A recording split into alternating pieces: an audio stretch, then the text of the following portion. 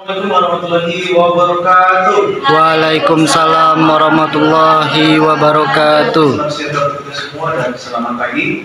Pagi. Kita bersyukur kepada Tuhan Yang Maha Esa sehingga kita boleh berkumpul di kelas ini dengan keadaan yang baik. Namun sebelum itu saya mengucapkan terima kasih dan hormat kami kepada Ibu Seri Yurvanitesa selaku dosen pengampu mata kuliah di pagi hari ini. Dan kali ini kami kelompok akan mempresentasikan tugas makalah yang sudah kami buat dengan judul Manajemen Keuangan Koperasi Laba dalam Koperasi, bersama saya Alwi Bukoli sebagai moderator dan rekan saya Elias. Dan dalam presentasi kita kali ini kita akan mengikuti 3 sesi. Sesi yang pertama yaitu pemaparan materi, sesi yang kedua yaitu diskusi dan tanya jawab, dan sesi yang ketiga yaitu kesimpulan dan penutup. Dan langsung saja kita masuk dalam sesi yang pertama yaitu pemaparan materi. Saya serahkan kepada Elias. Hubungan laba dan efisiensi. Laba dan efisiensi adalah dua konsep yang saling terkait dalam pengembangan bisnis. Sementara itu, efisiensi berkaitan dengan kemampuan perusahaan untuk menggunakan sumber daya yang tersedia dengan cara yang paling produktif dan memadai. Terdapat hubungan yang erat antara laba dan efisiensi ketika perusahaan mampu mengelola sumber daya mereka dengan efisien. Hal itu dapat menghasilkan peningkatan laba. Pengelolaan yang efisien membantu perusahaan mengurangi biaya produksi, meningkatkan produktivitas, mengurangi pemborosan, dan meningkatkan kualitas produk atau layanan. Semua faktor ini berkontribusi pada peningkatan laba perusahaan. Dalam kesimpulannya, laba dan efisien adalah dua aspek yang saling terkait dalam pengembangan bisnis. Pengelolaan yang efisien membantu perusahaan mencapai laba yang lebih tinggi, sementara laba yang lebih tinggi memberikan perusahaan sumber daya tambahan untuk meningkatkan efisiensi lebih lanjut. Laba dan efisiensi harus dijaga secara seimbang untuk mencapai keberhasilan jangka panjang dan berkelanjutan dalam bisnis. Pengaruh laba terhadap efisiensi.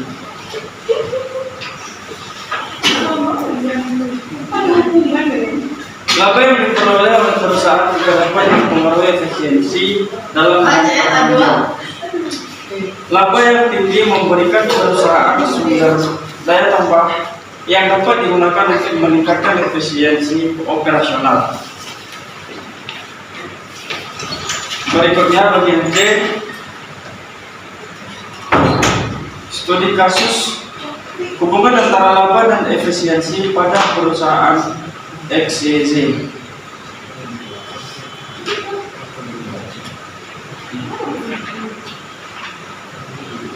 Berikutnya perbedaan laba koperasi dan non-koperasi. Dalam badan usaha dan koperasi, suara ditentukan oleh besarnya jumlah kepemilikan saham atau modal. Sementara dalam koperasi, setiap anggota memiliki jumlah suara yang sama, yaitu satu orang anggota memiliki satu suara dan tidak bisa diwakilkan. Dalam badan usaha dan koperasi, pemegang saham mayoritas adalah pengunjung.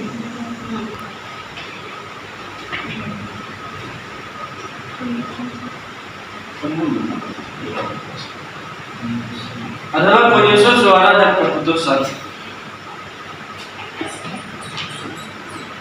Anggota koperasi adalah pemilik sekaligus pelanggan, sehingga kegiatan usaha koperasi harus sesuai dan berkaitan dengan kebutuhan ekonomi anggotanya.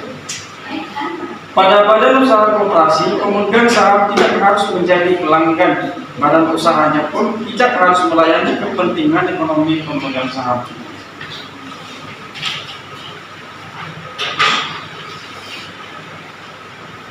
Perbedaan antara laba koperasi dan non-koperasi terletak pada sifat dan pengelolaan keuntungan yang diperoleh oleh entitas tersebut. Berikut adalah beberapa perbedaan. Yang pertama, struktur kepemilikan. Koperasi dimiliki dan dikelola oleh anggota yang aktif dalam kegiatan usaha koperasi. 2. Tujuan. Koperasi didirikan dengan tujuan untuk memenuhi kebutuhan anggotanya dan meningkatkan kesejahteraan mereka. Laba koperasi digunakan untuk mendukung kegiatan usaha koperasi, memberikan manfaat kepada anggota, serta mengembangkan dan memperkuat koperasi. Sementara itu, entitas non-koperasi didirikan dengan tujuan menghasilkan laba yang maksimal untuk pemilik saham atau investor. Yang ketiga, pengambilan keputusan. Koperasi biasanya menerapkan prinsip demokrasi dalam pengambilan keputusan, di mana setiap anggota memiliki hak suara yang setara.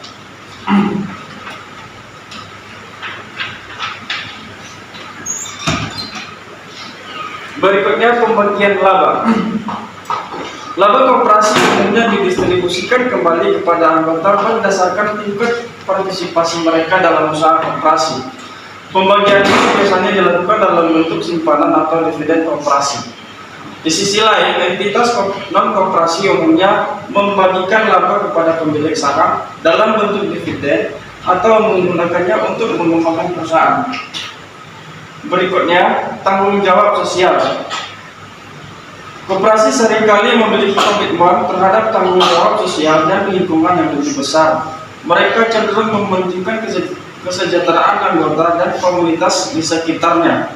Di sisi lain, entitas non-koperasi memiliki tanggung jawab sosial yang lebih luas, termasuk kepada pemegang saham dan masyarakat umum.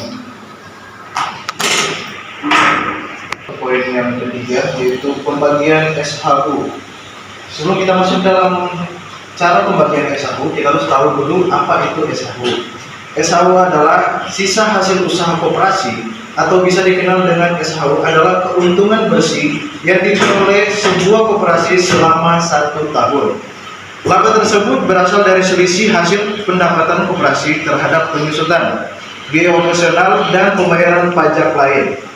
Nah, pembagian SHU ini sudah dicatat dalam Undang-Undang Nomor 25 1992 Pasal yang kelima ayat 1 bagian C. Disebutkan bahwa pembagian SHU koperasi kepada anggotanya harus sebanding dengan jasa dari anggota tersebut. Artinya, SHU ini adalah alat untuk memberikan keuntungan secara adil bagi anggota koperasi.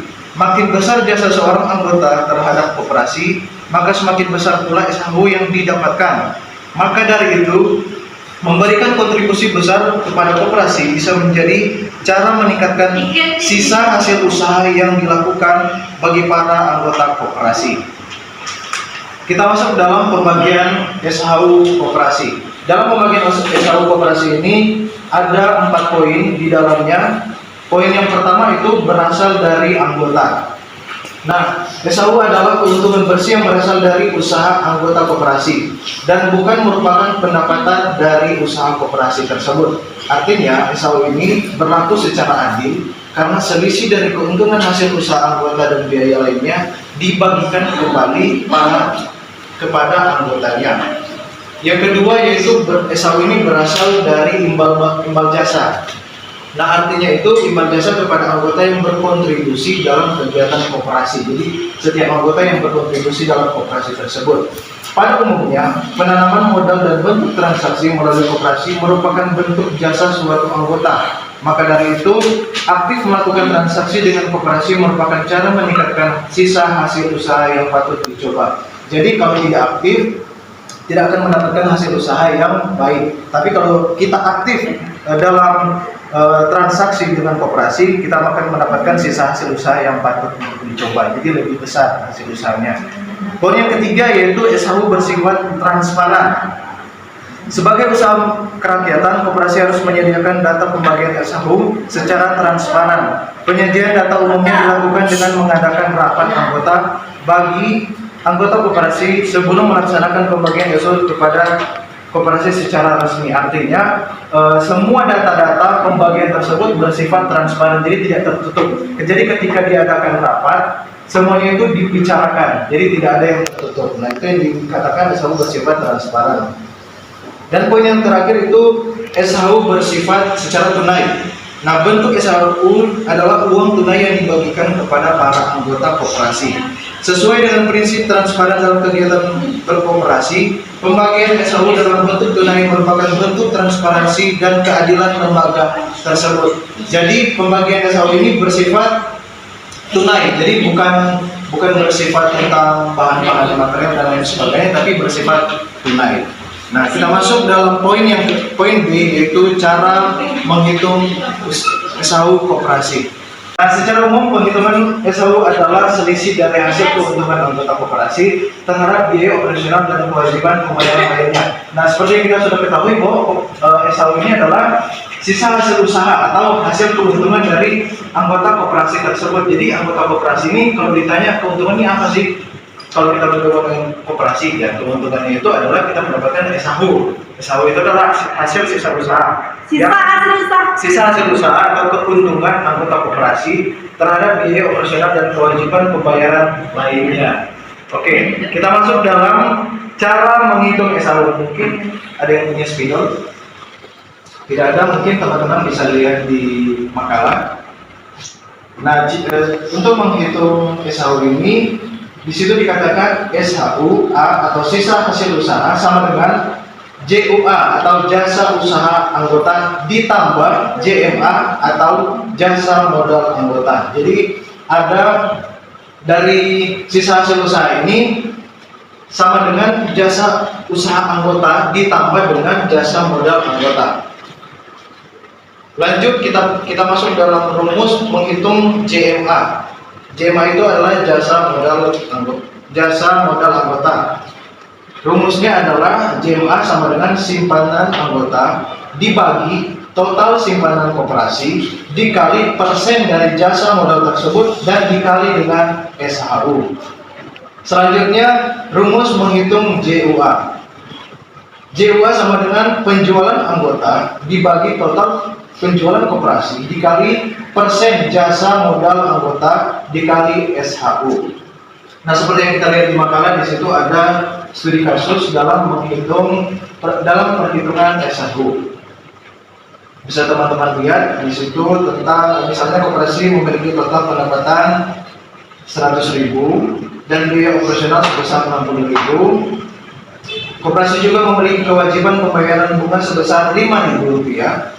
Kebijakan koperasi adalah mengalokasikan 20% dari SHU sebagai cadangan koperasi. Jadi, koperasi itu memiliki cadangan dari SHU yaitu 20%. Jadi itu udah mentok ke 20%. Simpanan wajib ditetapkan sebesar 10% dari SHU dan sisanya akan dibagikan kepada dividen koperasi kepada anggotanya. Nah, cara menghitung SHU dapat dilakukan sebagai berikut. Yang pertama kita jabarkan dulu untuk total pendapatan. Tadi dikatakan bahwa 100.000 rupiah. Selanjutnya untuk biaya operasional di sana dikatakan 60.000 rupiah. Selanjutnya pembayaran bunga yaitu 5.000 rupiah. Jadi ketika kita dalam perhitungan 5.000, totalnya adalah 35.000. Lalu masuk ke cadangan koperasi, simpanan wajib dan dividen koperasi. Cadangan koperasi di sini kita memakai 20%. 20% dikali dengan hasil yang sudah didapat dari SHU tadi yaitu 35.000 sama dengan 7.000. Masuk juga ke simpanan wajib. Simpanan wajib tadi memakai 10%. 10% dikali dengan hasil total yang didapat dari SHU tersebut yaitu 35.000. Hasilnya adalah 3.500. Nah, masuk ke dividen koperasi yaitu total semuanya itu 35.000 dikurang 7.000 dari hasil cadangan koperasi tersebut dikurang 3.500 dari simpanan wajib tersebut, jadi hasilnya adalah 24.500.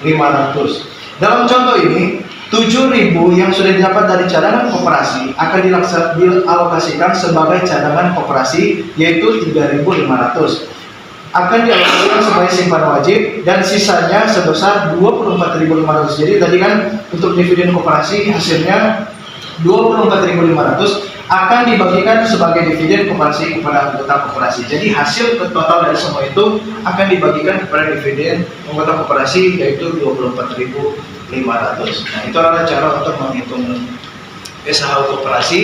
Dan sekian penjabaran materi dari kami kelompok. Kita masuk dalam sesi yang kedua yaitu pertanyaan, tanya jawab.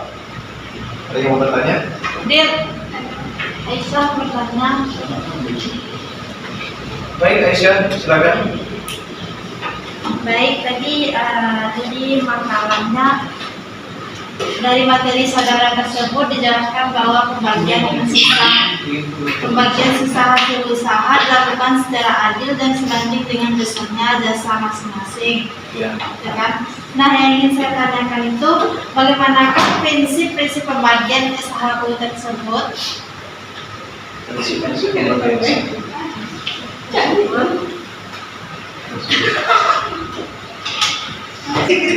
Oke, pertanyaan yang kedua, Voice silakan. Pada penjelasan hubungan laba dan efisiensi menjadi pertanyaan saya. Jika suatu perusahaan memiliki laba yang tinggi, apakah selalu bersifat efisiensi dalam mendapatkan laba yang tinggi? Oke. Apakah selalu searah jika Memiliki laba yang tinggi, apa selalu searah dengan sifat efisiensi? Searah. Dengan antara efisiensi laba sama efisiensi. apakah selalu Sekarang dengan efisiensi. Apakah laba intinya apakah laba searah dengan efisiensi? Oke, selanjutnya Itu kan di Bangkalan cara menghitung SHU itu kan SHU sama dengan jual usaha atau anggota ditambah dengan dasar modal. Itu kenapa di studi kasus yang contoh soal SHU-nya tuh total pendapatan dikurang biaya operasional, sedangkan di atas ditambah. Ditambah. kenapa harus dikurang? Dikurang? Itu kan beda tuh kalau Belum catat, belum belajar. Dikurang dengan? abang ngerti kan bang? Benar ya, berarti makanya bertanya. Oke, baiklah, 3 pertanyaan sudah kami rangkum dan beri kami waktu untuk menjawab setiap pertanyaannya. Yang mencoba menjawab pertanyaan dari Bang Mayora, maaf ada kekeliruan di makalah kami. Nah, seperti yang pertanyaan tadi dari saudari Aisyah, kenapa di makalah kami untuk cara menghitung SHU berbeda dengan studi kasusnya. Nah, sebenarnya itu sama saja, cuman bedanya itu di pertambahan dan pengurangan. Jadi untuk cuma dilihat di makalah itu untuk poin SHU, total pendapatan itu sebenarnya ditambah biaya operasional dan ditambah dengan pembayaran bunga. Jadi 100.000 ditambah 60.000 dan ditambah 5.000, hasilnya adalah 165.000. Dan ketika masuk ke cadangan koperasi, simpanan wajib dan dividen koperasi, di sana 20% dikali dengan 165.000, hasilnya adalah 33.000. Dan simpanan wajib 10% dikali dengan 165.000, hasilnya 16.500. Dan dividen koperasi yaitu 33.000, 165.000 ditambah dengan 33.000 ditambah dengan 16.500, jadi hasil untuk dividen atau hasil sisa hasil usaha adalah 214.500. Itu yang didapat. Bagaimana saudara Hendra? Baik, terima kasih. Bagaimana selanjutnya pertanyaan dari Voice akan dijawab oleh saudara Elias.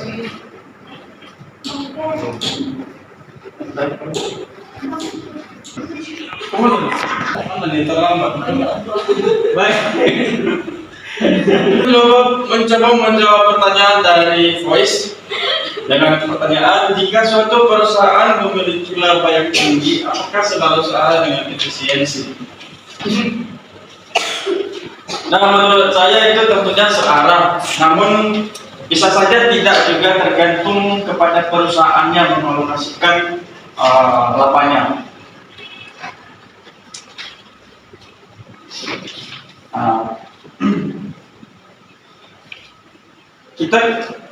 Kita sama-sama ketahui bahwa laba yang tinggi dapat memberikan perusahaan sumber daya tambahan yang dapat digunakan untuk meningkatkan efisiensi operasional.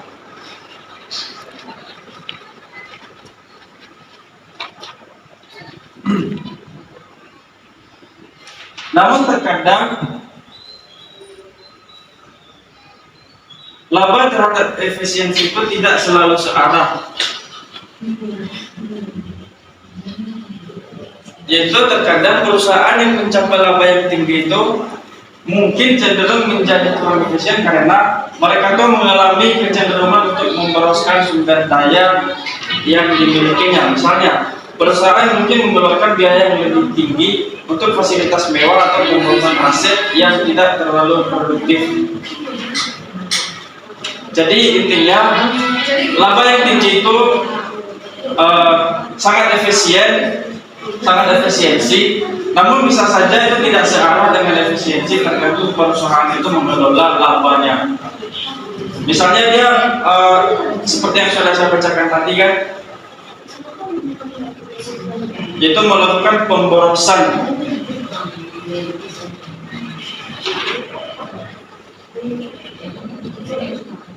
Itu misalnya mengeluarkan biaya yang tinggi untuk fasilitas mewah atau memperoleh aset yang tidak terlalu produktif. Baik, demikian yang bisa saya jawab. Saya kembalikan kepada Arlene Mudin. Tadi katanya, saya mengerti, cuman sedikit ada kebingungan ya.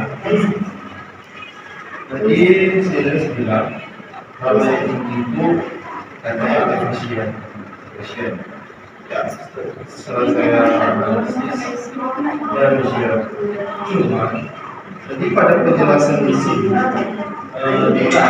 katanya laba dan efisiensi itu tidak selalu searah. Iya, tadi sudah dibilang. Kenapa laba itu tidak selalu searah? Seperti yang dikatakan, namun penting untuk dicatat bahwa pengaruh terhadap efisiensi ini tidak selalu searah. Kenapa? Terkadang perusahaan yang mencapai laba yang tinggi mungkin cenderung menjadi kurang efisien karena mengalami kecenderungan untuk memboroskan sumber daya. Jadi dia udah efisien, udah tinggi, tapi dia boros. Jadi cenderungnya tidak lagi efisien, gitu. Karena dia menjadi perusahaan yang boros, begitu. Boros, mengalami kecenderungan untuk memboroskan sumber daya yang dimiliki. Misalnya, perusahaan mungkin mengeluarkan biaya yang tinggi untuk fasilitas mewah, atau memperoleh aset yang tidak terlalu produktif. Oleh karena itu, pentingnya bagi perusahaan untuk mempertahankan keseimbangan antara laba yang dihasilkan untuk pembangunan sumber daya yang efisien. Artinya, laba perusahaan tersebut sudah efisien, sudah tinggi, tapi dia mengeluarkan biaya yang seperti dikatakan tidak terlalu produktif. Artinya dia tidak terlalu dibutuhkan, kok kenapa dibeli? Jadi kayak terlalu terlalu cenderung untuk mengeluarkan efisiensi tersebut. Makanya di situ dikatakan bahwa efisiensi tidak selalu searah. Ngerti? Misalnya perusahaan sudah efisien, sudah besar, sudah tinggi, sudah pada puncaknya. Tapi bagaimana mau disebutkan efisien, tapi perusahaan tersebut kayak membeli barang-barang yang kayak tidak terlalu penting ya. Tapi itu ada hubungannya nggak dalam ketika mau beli barang-barang? Misalnya kan kayak peralatan. Ya, mungkin ada keuntungan untuk beberapa saat, ada keuntungan. Tapi ketika dia membeli barang-barang tersebut yang keuntungannya relatif singkat, otomatis efisiensi ini menurun. Efisiensinya itu menurun karena dia membeli bahan-bahan yang sebenarnya tidak terlalu penting. Berarti inti efisiensi dalam suatu usaha apa? Penggunaannya. Efisiensi itu adalah penggunaan sumber daya seperti biaya. Penggunaan sesuai Efisiensi penggunaan sumber daya. Kebutuhan yang ada sesuai dengan Seharusnya barang itu digunakan sesuai kegunaannya, fungsinya. Itu dikatakan efisien bila barang itu digunakan sebagaimana mestinya. Tapi kalau dibeli tapi tidak digunakan, itu jadinya tidak efisien karena tidak berguna. Apalagi yang perusahaan itu beli itu dengan suatu hal yang besar gitu, maksudnya terus menerus, tapi ternyata tidak efisien. Jadi walaupun perusahaan itu sudah meningkat, tapi kalau dia membeli barang-barang yang nggak berguna ya, dia efisien lagi. Gitu. Misalnya dia udah punya motor nih, terus dia beli motor lagi, tapi motor itu tidak dipakai sebagaimana mestinya, tidak efisien jadinya, tidak seperti apa, tidak tepat untuk kegunaannya. Oke, terima kasih. Thank you. Cici. Oke, terima kasih kepada Boy. Dan selanjutnya pertanyaan dari Aisyah akan dijawab oleh Elias. Saya mencoba menjawab pertanyaan dari Aisyah Ramadan Hikmah. Aisyah Sabrina.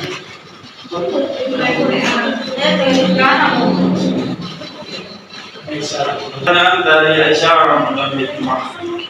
Dan pertanyaan, bagaimana prinsip-prinsip pembagian SHU? Oh, diganti pertanyaannya. Prinsip pembagian SHU yang pertama. Enggak lah. Baik, saya akan mencoba menjawab pertanyaan dari Aisyah Ramadan Hikmah. Bagaimana prinsip-prinsip pembagian SHU? Prinsip-prinsip dalam pembagian SHU ada 4 poin. Yang pertama, SHU berasal dari anggota. SHU adalah keuntungan bersih yang berasal dari hasil usaha anggota koperasi dan bukan merupakan pendapatan dari usaha koperasi. Kedua, SHU berdasarkan imbal jasa. Pembagian SHU adalah bentuk imbal jasa kepada anggota yang berkontribusi dalam kegiatan koperasi. Umumnya, penanaman modal dan bentuk transaksi melalui koperasi merupakan bentuk jasa suatu anggota. Yang ketiga, SHU bersifat transparan. Sebagai usaha kerakyatan, koperasi harus menyediakan data pembagian SHU secara transparan. Penyajian data umumnya dilakukan dengan mengadakan rapat anggota bagi anggota koperasi sebelum dilaksanakan pembagian SHU koperasi secara resmi. Yang terakhir, SHU secara tunai. Bentuk dari SHU itu adalah uang tunai yang dibagikan kepada para anggota koperasi sesuai dengan prinsip transparan. Dalam kegiatan berkoperasi, pembagian SHU dalam bentuk tunai merupakan transparansi dan keadilan yang warga tersebut. Baik, itu saja. Itulah prinsip-prinsip dalam pembagian SHU. Dan saya kembalikan kepada moderator. Baik, saya menerima jawaban dari kelompok penyaji. Baiklah, kita datang pada sesi yang terakhir, yaitu penutup. Dan dari kami mengucapkan terima kasih buat teman-teman yang telah berkontribusi dalam pembahasan materi kita di saat ini. Dan kami mengatasnamakan kelompok mengundurkan diri. Assalamualaikum warahmatullahi wabarakatuh. Waalaikumsalam warahmatullahi